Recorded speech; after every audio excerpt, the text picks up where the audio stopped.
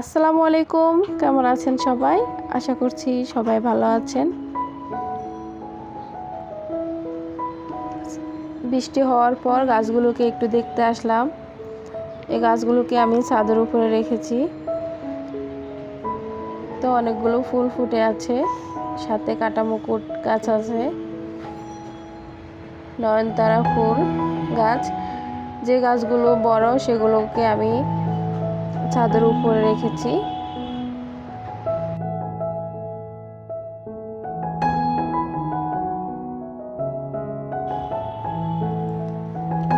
আমার আপুদের অনেকেরই আমার গাছগুলো অনেক পছন্দ।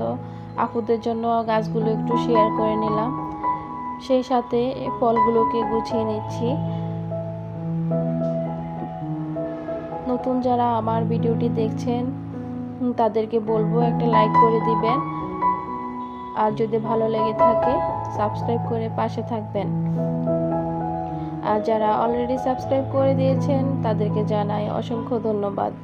আর আপনারা যারা আমাকে নতুন করে বন্ধু করে নিচ্ছেন, অবশ্যই আমি আপনাদের পরিবারে যাব ঠিক সময়ে। তো ফলগুলোকে একটু গুছিয়ে নিলাম।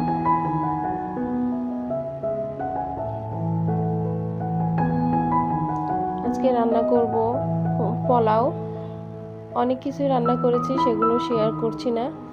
তো আমি এখানে তেল দিয়ে দিলাম, এখানে আমি ঘি দিয়ে দিচ্ছি। এখানে আমি তেল ঘি দোনোটা দিয়ে পোলাওটা রান্না করব।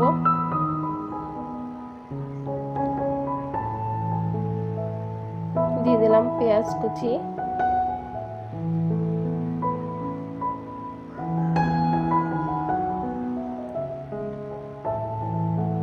পেঁয়াজগুলোকে বেরেস্তা করে নিব। কিন্তু আমি এগুলোকে একটু উঠিয়ে নিচ্ছি।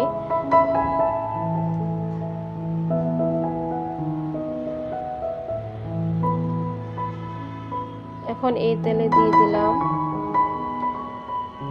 আদা বাটা, সামান্য রসুন বাটা দিয়ে এগুলোকে হালকাভাবে কষিয়ে নিচ্ছি।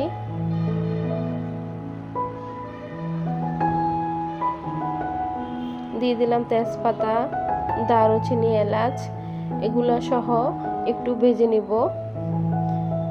এখন দিয়ে দেব ধুয়ে রাখা চাউল। অবশ্যই পানি ঝরিয়ে নিতে হবে।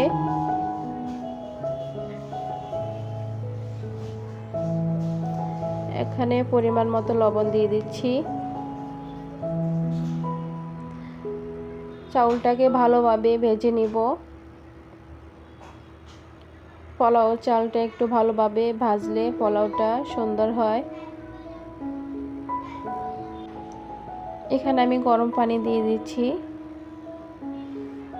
পরিমাণ মতো। অনেকেই জানেন, তো আমি আর এখানে বলছি না যে আমি আসলে পরিমাণ মতো বলতে আমি কোনো পট মেপে দেই না, আন্দাজ মতো পানিটা দিলাম।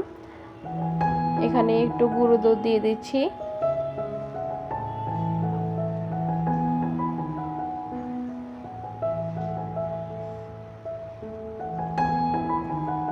একটু নেড়ে ছেড়ে দিচ্ছি।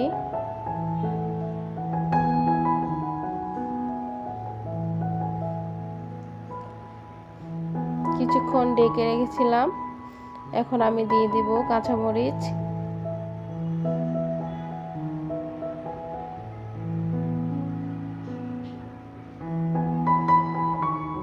এখন দিয়ে দিচ্ছি অল্প পরিমাণ কেওড়া জল।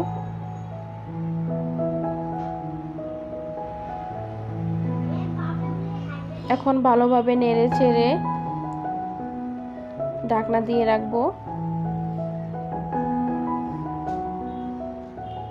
তো আমি এখানে একটু ঘি দিয়ে দিলাম।